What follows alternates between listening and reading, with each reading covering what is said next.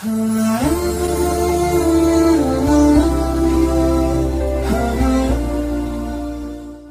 الله الرحمن الرحیم. خدمت صائمین ماه مبارک رمضان، مشتاقین ماه رحمت و مغفرت، السلام علیکم و رحمت الله و برکاته. حلول ماه مبارک رمضان را به همه شما سروران و خوبان تبریک عرض نموده از الله سبحانه و تعالی توفیق عبادت و بندگی برای خود و برای شما عزیزان خواهانم.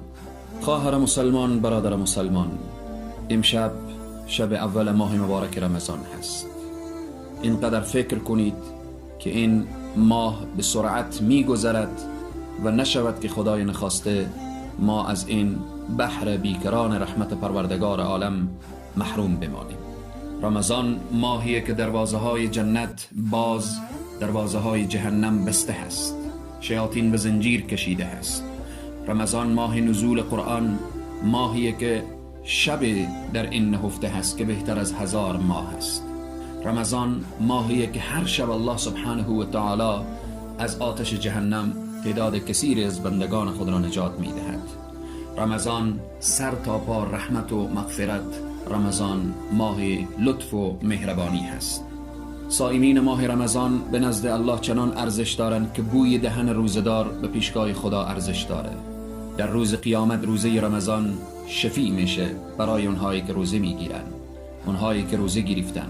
اما اونهایی که به عذر روزه نتوانستن گرفته، اونها هم صاحب اجر و ثواب هستند.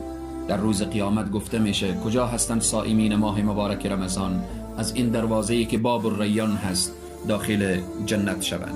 ماه مبارک رمضان ماهی هست که الله سبحانه و تعالی بهترین لحظات و فرصتها را برای اجابت دعا گذاشته. وقت افطار، وقت سحر، هر لحظه رمضان شب و روزش عبادت هست.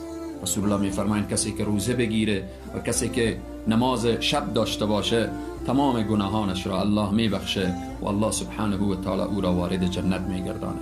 پس خواهر مسلمان، برادر مسلمان، این فرصت عظیم و بزرگ و این فرصت طلایی را از دست نده. تلاش بکن. امشب شب اول رمضان هست. تصمیم بگیر که تقسیم اوقات درست داشته باشی به عبادت الله، به تلاوت قرآن، به جا آوردن صله ارحام، به جود و بخشندگی و کمک به فقرا و مستضعفین. الله سبحانه و تعالی بر همه ما در این شبهای مبارک و روزهای مبارک توفیق عبادت و بندگی عنایت بفرمایه. طاعات و عبادات همه من و شما را مورد قبول درگاه خیش داشته باشه. در هر کجایی که هستید شاد و موفق و سرفراز و سربلند باشید.